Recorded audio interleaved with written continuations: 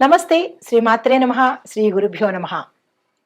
మనకి జ్యోతిష శాస్త్ర ప్రకారము ప్రతి మనిషి పుట్టినప్పుడు ఒక వ్యక్తి జన్మించిన సమయానికి అతను ఏ రాశిలో జన్మించాడు, ఆ రాశి చక్రంలో అతనిది లగ్నం ఏమై ఉంటుంది, ఈ లగ్నాన్ని నుంచి మనం ఒక్కొక్క ఆ లగ్నంలో ఏ రాశిలో ఉన్నాడు, జన్మ జాతకం ఏంటి అనేది పరిశీలన చేస్తాం కదా. అయితే దీనిలో భాగంగా ఈ నవగ్రహాలు కూడా ఈ వ్యక్తి జాతకంలో అన్ని దశలను తిరుగుతూ ఉంటాయి. అంటే ఒక్కొక్క స్థానంలో ఒక్కొక్కసారి మన జన్మరాశిలో 2 గ్రహాలుంటాయి. ఒకే గ్రహం ఒక్కొక్కసారి ఉంటుంది. ఒక్కొక్కసారి 2, 3, 4, 8 గ్రహాలు కూడా ఒక్కొక్కసారి మన జన్మ లగ్నంలో ఉండే అవకాశం ఉంటుంది. ఇట్లా పరిభ్రమణం చెందుతున్న క్రమంలో ఒక్కొక్కటి కలిసి వచ్చే అవకాశం కూడా కనబడుతూ ఉంటుంది ఒక వ్యక్తి జాతకంలో. అయితే కొన్ని ఏం చేస్తుంటాయి, ఆ పరిభ్రమణంలో మూవ్ అయిపోతూ ఉంటాయి, కదిలిపోతూ ఉంటాయి. కొన్ని వాటి యొక్క పరిభ్రమణ కాలాన్ని బట్టి ఆ జాతకంలో ఆ గ్రహాలు స్థానాన్ని ఆక్రమించుకుంటాయి.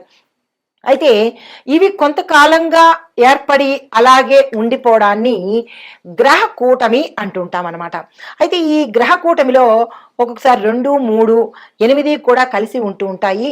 అదే కనుక మన జన్మ జాతకంలో మన జన్మ రాశిలో కనుక ఏ గ్రహాలు ఉన్నాయో ఆ గ్రహాల యొక్క ఫలితాన్ని మనం ప్రతి వ్యక్తి అనుభవిస్తూ ఉంటాడు.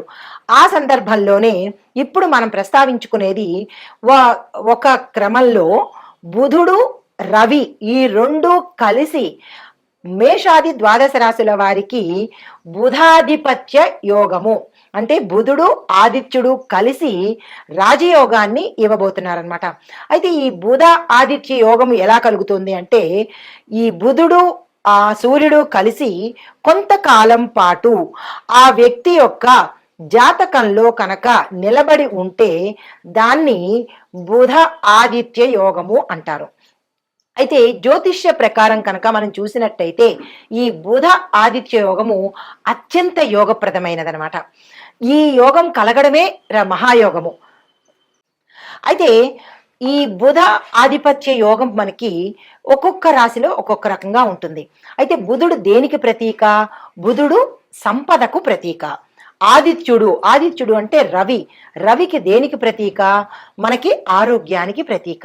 అంటే ఈ బుధ ఆధిపత్య యోగంలో ఉన్న రాశులకి సంపదకి, ధనానికి, ఐశ్వర్యానికి, ఆరోగ్యానికి లోటు ఉండదన్నమాట.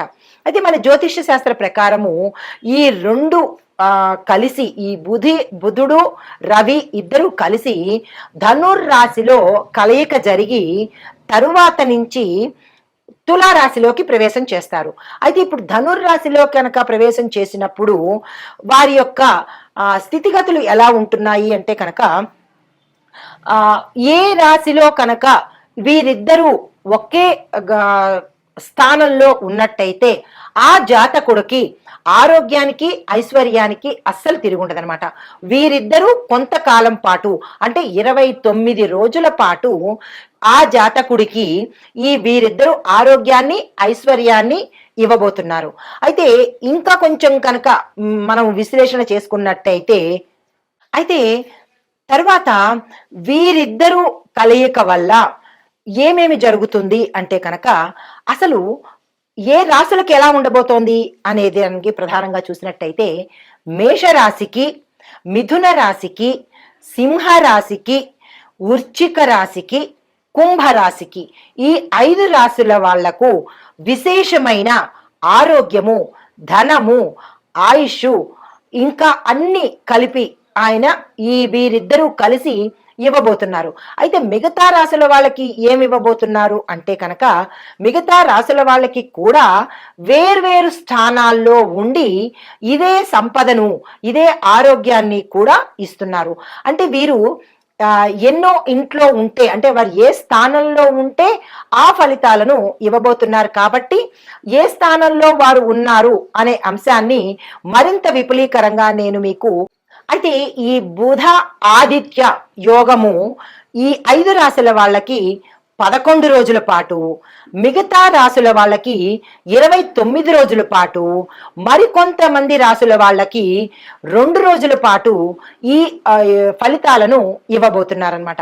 అయితే ముందుగా మనము అసలు అయితే ఈ బుధ ఆదిత్య యోగం వల్ల ఈ నెల 17వ తారీఖు నుంచి 29 వరకు అనగా 12 రోజుల పాటు ఈ బుధుడు రవి ఇద్దరు కలిసి తరువాత తులారాశిలోకి ప్రవేశించబోతున్నారు.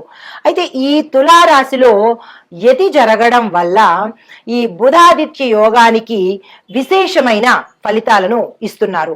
దానితో పాటుగా ఈ ఏ అంశాలు ఇందులో ఉండబోతున్నాయి అంటే కనుక వ్యక్తిగతంగా, ఆర్థికంగా ఏవైతే సమస్యలు ఉంటాయో ఆ సమస్యల నుంచి వీరిద్దరూ ఆ జాతకుల్ని బయటపడేస్తారన్నమాట.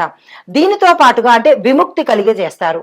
వ్యక్తిగతంగాను, ఆర్థిక పరంగాను ఏ జాతకుడైతే ఇబ్బంది పడుతున్నాడో బుధ ఆదిత్య యోగం వల్ల వీరిరువురు కలిసి ఆ జాతకుణ్ణి ఆ సమస్యల నుంచి విముక్తి కలగజేస్తాడు. అయితే కొన్ని రాశుల వాళ్ళకి ఎలా ఉండబోతోంది అంటే మిథున, కర్కాటక, కన్య, తుల, ధనస్సు, మకర, కుంభాల వారికి బుధాధిపత్య యోగం వల్ల అంటే ఈ బుధుడు ఆదిత్య యోగం వల్ల కొన్ని సమస్యలను కలగజేస్తున్నాడు. కొంతమందికి విముక్తి కలగజేస్తున్నాడు, కొంతమందికి సమస్యలను సృష్టించేస్తున్నారు. అయితే ఈ సమస్యల నుంచి ఎంత సమయంలో ఈ మిగిలిన రాశుల వారు బయటపడతారు అనే అంశాన్ని మరింత వివరంగా ప్రేక్షకులకు సందేహం లేకుండా నిదానంగా చెప్తాను, గ్రహించుకోండి. అయితే ఈ బుధుడు కుంభరాశిలో సంచరించడం వల్ల ఈ బుధుడు రవి ఇద్దరూ కలిసి తులాలో ప్రవేశిస్తున్నారు, అలాగే కుంభంలో సంచరిస్తున్నారు.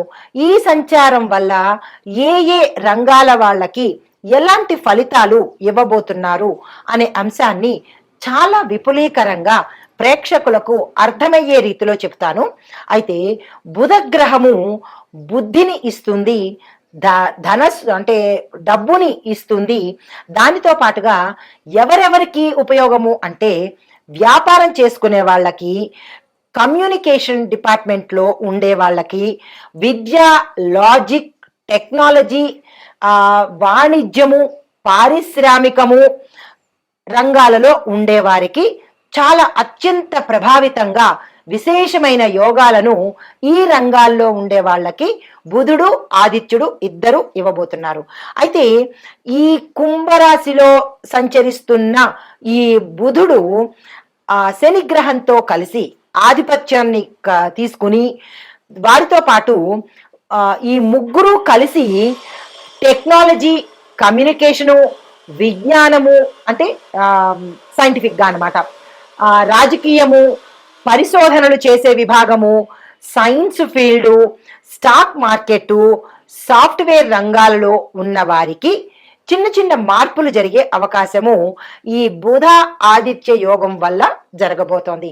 అయితే ఇప్పుడు నేను ఏ రాసుల వాళ్ళకి ఈ బుధ ఆదిత్య యోగం వల్ల ధనం ఎట్లా వస్తోంది, సమస్యలు ఎలా తీరుతున్నాయి, అన్ని రంగాల వాళ్ళని ఒక్కొక్కరికి వివరంగా చెబుతాను, వినే ప్రయత్నం చేయండి. తదుపరి రాశి వృశ్చిక రాశి. ఈ వృశ్చిక రాశిలో ఉండే అన్ని రంగాల వాళ్ళకి బుధుడు రవి ఎలాంటి ఫలితాలు ఇస్తున్నాడు అంటే ముందుగా విద్యార్థులకు చూసినట్టయితే సైన్సు రీసెర్చ్ విభాగంలో చదువుకునే విద్యార్థులకు గొప్ప గొప్ప విజయాలు ఇస్తున్నాడు. దీనితో పాటుగా విదేశాలు వెళ్ళి చదువుకుని అక్కడ స్థిరపడాలన్నా, లేదా ఇండియాలోనే ఏ స్టేట్లోనైనా చదువుకోవాలన్నా, ఏ కాలేజీలో సీటు కావాలన్నా వీళ్ళకి అవకాశాలు ఎక్కువగా వస్తాయి. దీన్ని సద్వినియోగం చేసుకోండి. ఉద్యోగస్తులకు ఎవరెవరు అంటే సైన్సు, మిలిటరీ, పోలీస్ రంగాల్లో ఉన్న వాళ్ళకి విశేషమైన పురోగతి కనిపిస్తుంది. వారి ఊహించని రేంజ్కి వెళ్ళిపోయే అవకాశము ఈ ఉద్యోగస్తులకు గోచరిస్తోంది. దీన్ని మీరు తప్పనిసరిగా సద్వినియోగం చేసుకునే ప్రయత్నం చేయండి.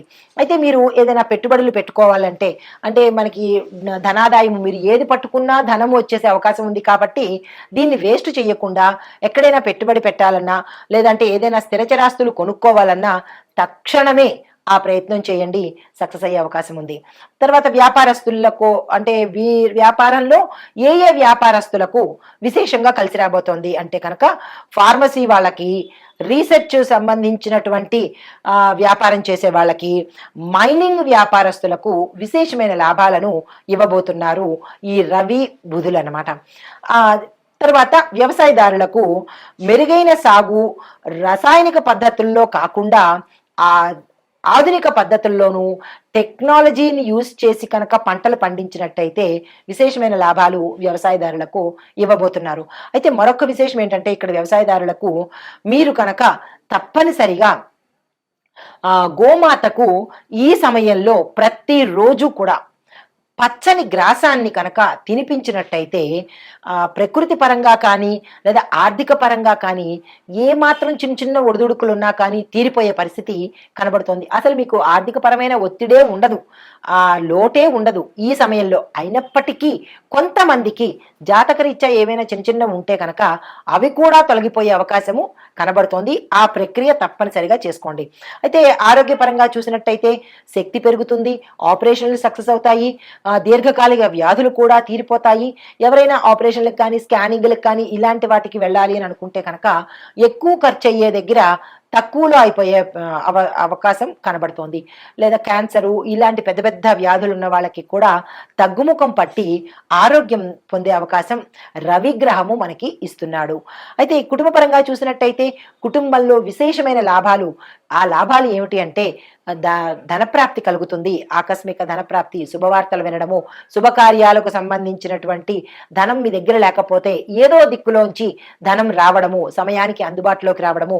దీనితో పాటు మీరు గతంలో ఏదైనా కోర్టు కేసుల్లో ఇరుక్కుని మీకు ఇంకా రాదు, మాకు తీర్పు రాదు అని విసిగి వేసారిపోయిన వాళ్ళకి మీ వైపు తీర్పు వచ్చి స్థిరచరాస్తులు కలిసి రావడము, లేదా ఆస్తులు అమ్మవలసి వస్తే కనుక వాటికి ఎక్కువ ధర పలకడము, మీకు అధికమైన లాభం రావడము, ఇలాంటివన్నీ జరిగే పరిస్థితి ఈ రవి బుధులు మీకు కలిగించబోతున్నారు. కాబట్టి మీకు అలాంటి ఆలోచనలు ఏవైనా ఉంటే కనుక అమ్మాలి అంటే కనుక అది కూడా మంచి కోసమే అమ్మాలి అని అంటే కనుక తక్షణమే ఆ ప్రయత్నం చేసి ఆ ధనాన్ని మళ్ళా ఇన్వెస్ట్మెంట్కి ఉపయోగించినట్టయితే కనుక ఏ కోసానా మీకు నష్టం రాని పరిస్థితి ఉంటుందన్నమాట. దీంతో పాటు చిత్ర పరిశ్రమలోకి చూసుకున్నట్టయితే సీరియస్ రోల్స్లో ఉండే నటులకు, అంటే హీరోలు కాదు, క్యారెక్టర్ ఆర్టిస్టులు కాదు, సీరియస్గా విలన్లుగా చేస్తూ ఉంటారే వాళ్ళకి, అలాంటి పాత్రలు చేసే నటులకు మంచి అవకాశాలు వస్తాయి, పేరు ప్రఖ్యాతులు వస్తాయి, వాళ్ళ పారితోషికం కూడా పెరిగే అవకాశము గోచరిస్తోంది.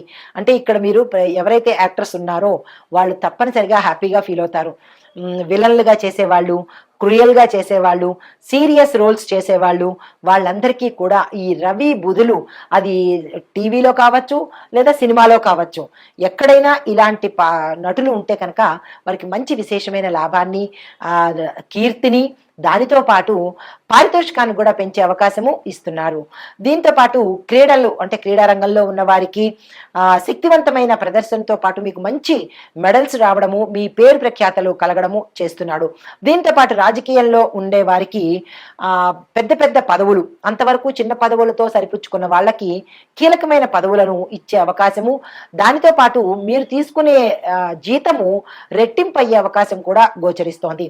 అయితే ఇన్ని అనుకూలమైన ఫలితాలతో పాటు మరి ప్రతికూలమైన ఫలితాలు కూడా ఉంటాయి కదా. అవి ఏంటంటే తీవ్రమైన భావోద్వేగాలకు లోనైపోయి మీకు కోపం ఎక్కువైపోతుంది.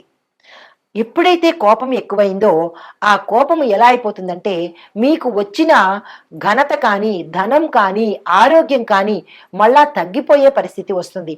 చిన్న ఉదాహరణ చెప్తాను.